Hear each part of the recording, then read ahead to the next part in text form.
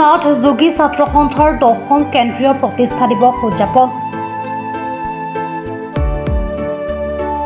গোলাঘাট জিলাৰ নাথ যোগী ছাত্ৰ সন্থাৰ উদ্যোগত আৰু বোকাখাতবাসী ৰাইজৰ আতিথ্যত আজি বোকাখাত নাট্য মন্দিৰ প্ৰাংগণত সদৌ অসম নাথ যোগী ছাত্ৰ সন্থাৰ 10ম কেন্দ্ৰীয় প্ৰতিষ্ঠা দিৱসটি যথাযোগ্য মৰ্যাদাৰে উদযাপন কৰা হয়। পুৱা 9 বজাত সন্থাৰ পতাকা উত্তোলনৰ জৰিয়তে অনুষ্ঠানৰ শুভাৰম্ভ কৰা হয়। তাৰ পিছতে দিনজোৰা বিভিন্ন বৰ্ণাঢ্য আৰু তাৎপৰ্যপূৰ্ণ কাৰ্যসূচীৰে অনুষ্ঠানটো ৰূপায়ণ কৰা হয়। আবেলি 2 বজাত মুকলি সভা অনুষ্ঠিত হয়। উক্ত সভাত সভাপতিত্ব কৰে সদৌ অসম নাথ যোগী ছাত্ৰ সন্থাৰ সভাপতি অৰবিন্দ নাথে।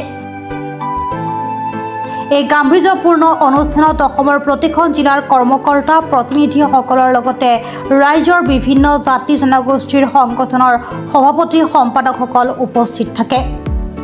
ইতিমধ্যে সকলোৱে জানে যে আমাৰ সন্মানীয় সদৌ অসম নাথ যোগী ছাত্ৰ সন্থাৰ সন্মানীয় সভাপতি যোগী অৰবিন্দ নাথ ডাঙৰীয়াই বিস্তাৰিতভাৱে গোটেই কথাখিনি উপস্থাপন কৰিলে আৰু আমি দেখা পাইছোঁ যে নাথ যোগীৰ আমি সন্তান হিচাপে সমগ্ৰ অসমতে নাথ যোগীসকল এতিয়া যিহেতু প্ৰতিটো পদে পদে লাঞ্ছিত বঞ্চিত হৈ আহিছে আৰু ইতিমধ্যে ইয়াৰ শুভৰ উদ্গীৰণ হৈছে আৰু নাথ যোগী ছাত্ৰ সন্থাই ইতিমধ্যে ষ্টেপ লৈছে। অনাগত ভৱিষ্যতত আমি পাছত থাকিম, আমি সহযোগিতা আগবঢ়াম। আমিও ৰাজনৈতিক দলৰ ব্যক্তি হিচাপে আমি এই বিষয়বোৰ আমিও চিন্তা চৰ্চা কৰিছোঁ আৰু আমিও আমাৰ যি দলৰ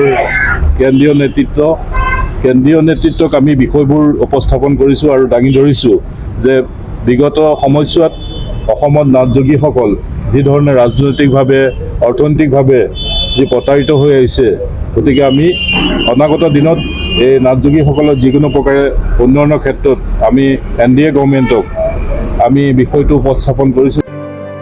সমগ্ৰ অনুষ্ঠানটো উলহ মালহ আৰু গাম্ভীৰ্যপূৰ্ণ পৰিৱেশত সম্পন্ন হয়।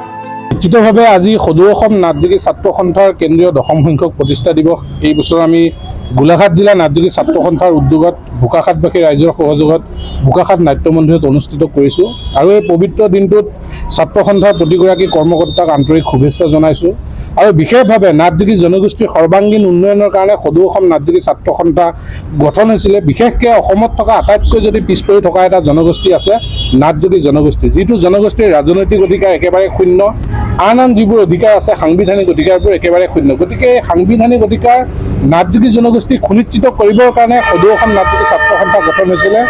আজি পবিত্ৰ দিন আৰু পবিত্ৰ দিনটোত সদৌ অসম নাথ যোগী ছাত্ৰ সন্থাই সমগ্ৰ অসমত বসবাস কৰা নাথ যোগী জনগোষ্ঠীৰ সৰ্বাংগীন বিকাশৰ কাৰণে আজি চিন্তা চৰ্চা কৰিব আৰু আমি বিশেষভাৱে সদৌ অসম নাথ যোগী ছাত্ৰ সন্থাই আশা কৰিছোঁ যে যোৱা এপ্ৰিল মাহৰ 9 তাৰিখে অসম বিধানসভাৰ সাধাৰণ নিৰ্বাচন অনুষ্ঠিত হ'ল আৰু আমি নাথ যোগী ছাত্ৰ সন্থাই নাথ যোগী জনগোষ্ঠীয়ে সৰ্বপ্ৰকাৰে আমি বিজেপি দলক সহায় সহযোগিতা কৰিছিলোঁ আৰু আশা কৰিছোঁ এই 5 বছৰত অসমৰ জনপ্ৰিয় দক্ষ মুখ্যমন্ত্ৰী ডক্টৰ হিমন্ত বিশ্ব শৰ্মা ডাঙৰীয়াই নাথ যোগী জনগোষ্ঠীৰ যিখিনি সমস্যা আছে এই সমস্যাখিনি তেওঁ সমাধান কৰিব বুলি আমাক আশা দিছে আৰু আমিও বিশ্বাস কৰিছোঁ যে তেওঁৰ নিচিনা মুখ্যমন্ত্ৰীয়ে যদি আমাৰ সমস্যাসমূহ সমাধান নকৰে তেতিয়াহ'লে অদূৰ ভৱিষ্যতে যে আমাৰ সমস্যা হৈ থাকিব সেই কথা নিশ্চিত। গতিকে আমি আজি এই পবিত্ৰ দিনটোত পুনৰবাৰ অসমৰ মুখ্যমন্ত্ৰী ডক্টৰ হিমন্ত বিশ্ব শৰ্মালৈ আমাৰ আবেদন থাকিব, তেওঁ যাতে অতি শীঘ্ৰে তেওঁৰ এই 5 বছৰীয়া কাৰ্যকালত আমাৰ জনগোষ্ঠীৰ যিখিনি সমস্যা আছে এই সমস্যাখিনি তেওঁ পূৰণ কৰিব।